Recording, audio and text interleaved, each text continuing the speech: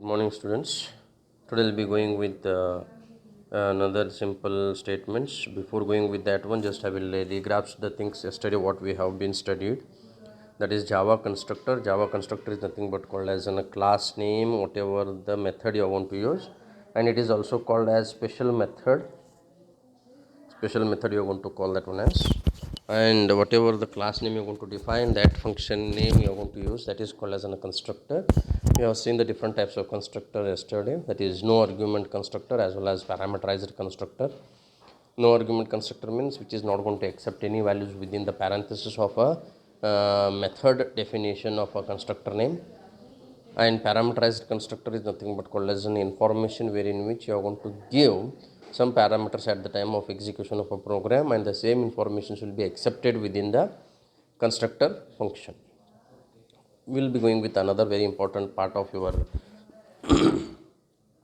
Java, that is method overloading. The name itself will be saying that method overloading means same name will be used for different instant values. The name of the function will be same, but the instance values will be different from one another. We can call that one as a method overloading. Just you can see the definition of it.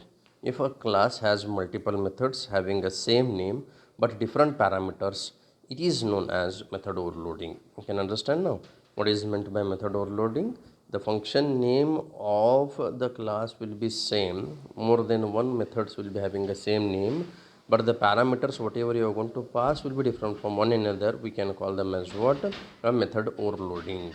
So if we have to perform only one operation having same name of methods, increases the readability of the program. Suppose you have to perform addition of given numbers, but there can be any number of arguments. What he is going to say? If I wanted to, he is going to take a simple example wherein which he is going to pass, he wanted to execute addition of numbers, given numbers, but the different types of arguments will be there. One function having two arguments, another function having three arguments, one function defined with int, float, double, carry, each and everything. Like that way we can call them as what? A method overloading. So what he is going to say in another statement here, if you write the method such as a of int comma int for two parameters and b int comma int comma int for three parameters, then it may be a difficult for you as well as other programmers to understand the behavior of the method because its name differs. So one method name is a, another method name you have been defined with b. So here two types of addition you are doing, that is a of two parameters int comma int, b of int comma int comma int. So two different types of functions are defined with the same integer values, but parameters are different from one another. At that time you will be having a confusion what to be sent and how you are going to execute the statement. And this is nothing but called as what? How to overcome this problem, that can be done by using with the method overloading concept which is present within the Java programming language. Advantage of advantage of method overloading is method overloading increases the readability of a program. Yes, 100% you are going to have a readability. Readability means understanding the particular program, how actually it is going to execute in the different circumstances with the different values where you are going to pass within the program. Okay, so he has been given simple statements here. What are those different types of overloading can be done? There are two ways to overload the method in Java: by changing the number of arguments, by changing the data type. There are two ways. One, if there are two functions same name and having different parameters from one to the other, we can call that one as by changing the number of arguments. And another one is by changing the data type. Data type means if one function with add is used with int, another same name as add you can use with float, like that way we can change by the name. He has been given a simple example here, method overloading, changing number of arguments. How the number of arguments are changed you can see here. So you can find class adder static int. You can use static or may not also, there is no any problem. If you want to define with the public, there is no any problem with that one. int add of two variables are there here. Is it right? You just keep in mind two different types of parameters with declaration integer. So we'll go with afterwards this written a plus b, what it is going to means.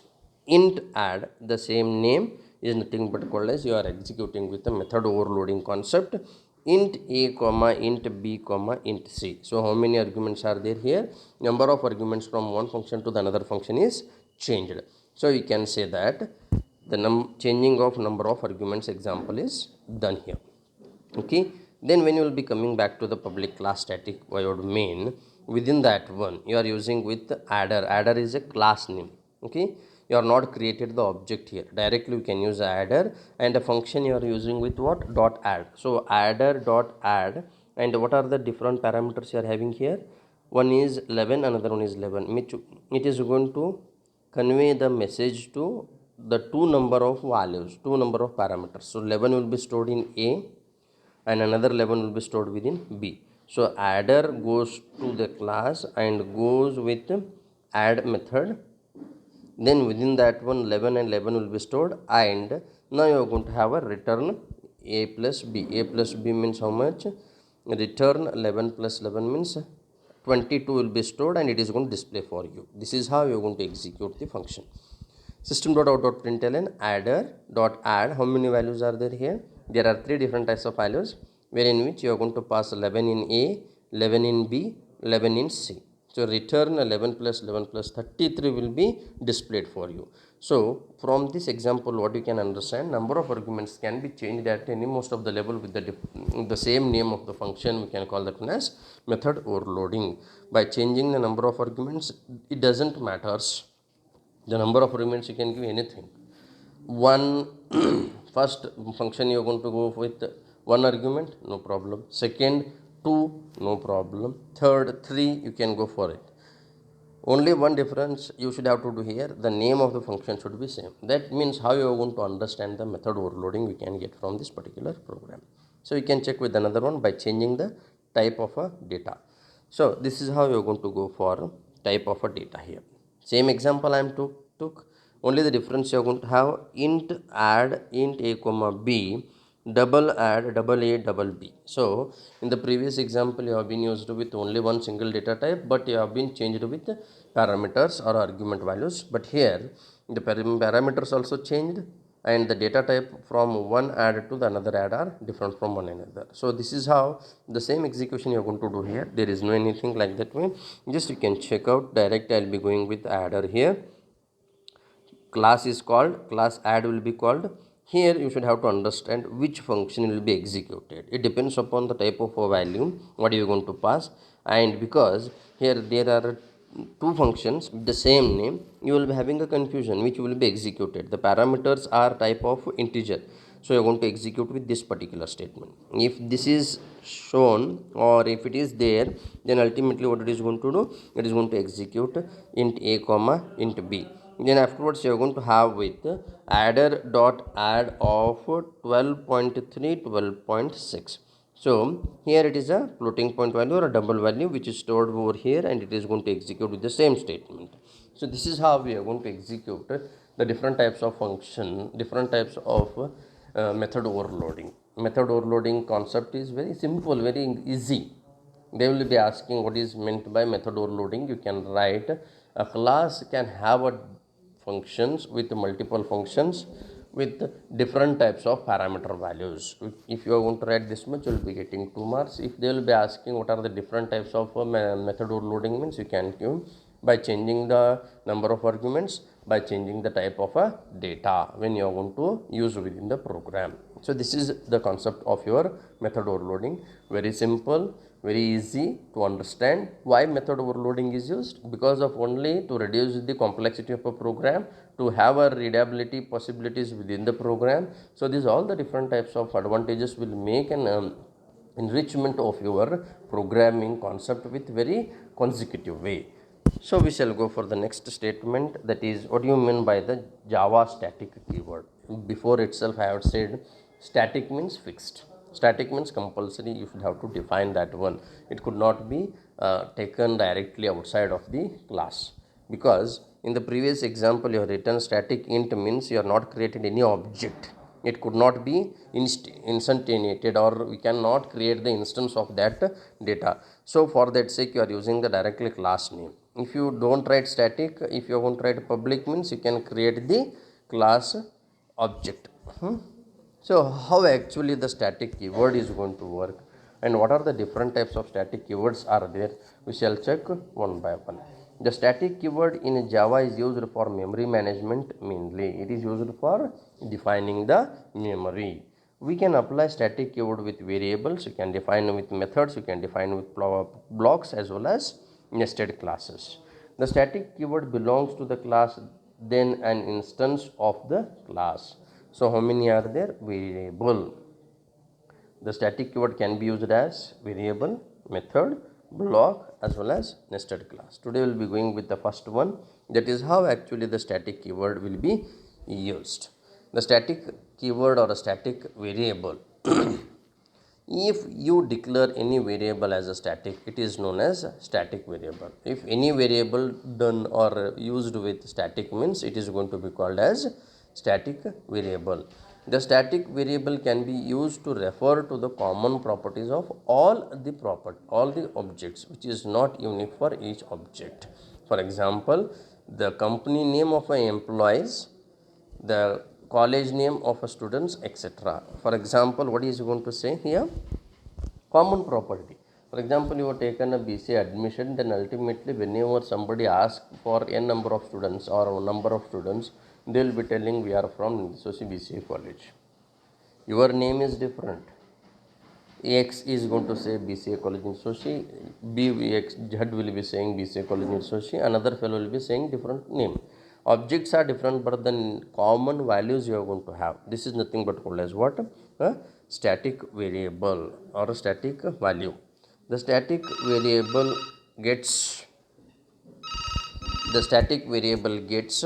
memory only once in the class area at the time of class holding. What it is going to say? The static variable gets memory only once in the class area at the time of class loading. Whenever the class loading is going to be done, at that position you are going to execute with the class variable. You can take a simple example here. What is that simple example or advantage? It makes your program memory efficient. It saves the memory.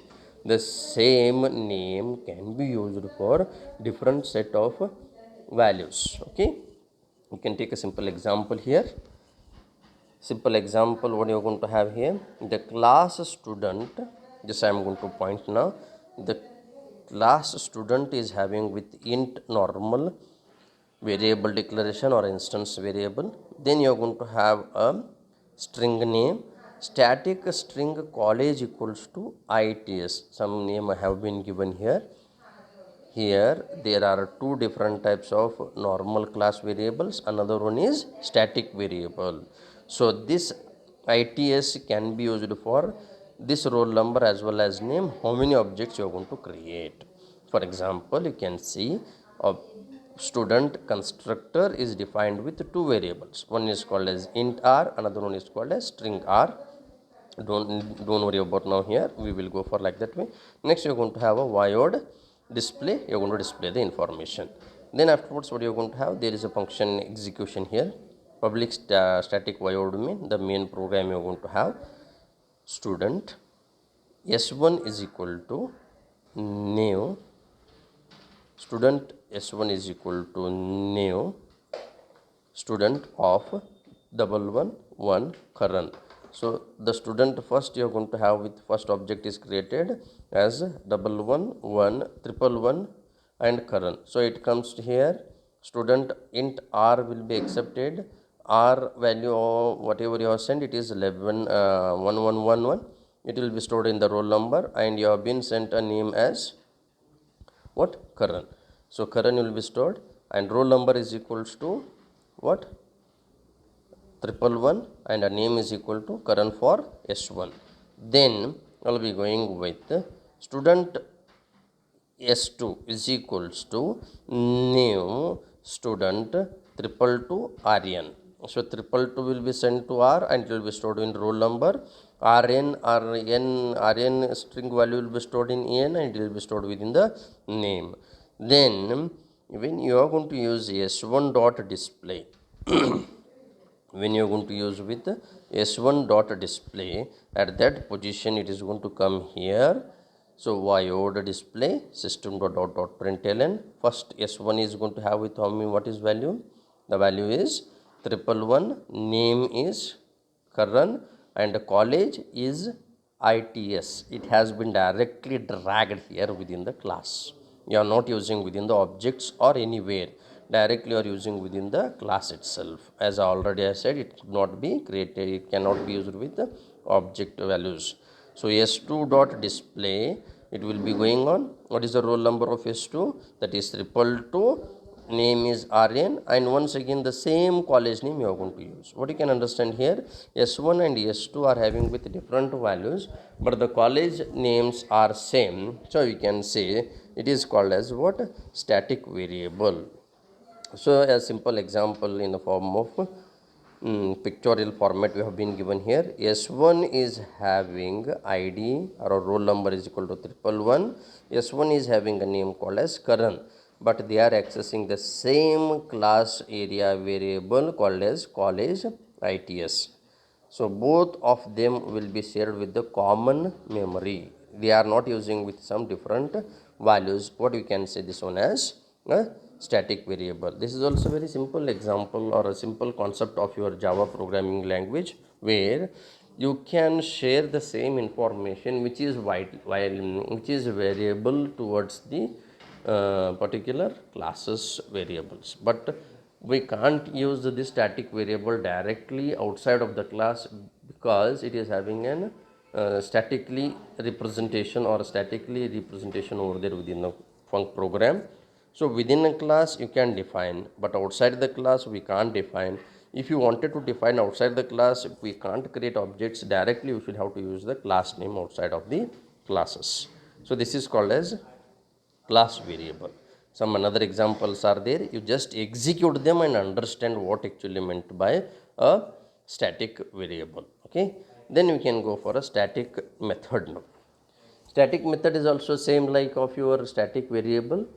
If you apply static keyword with any method, it is known as a static method.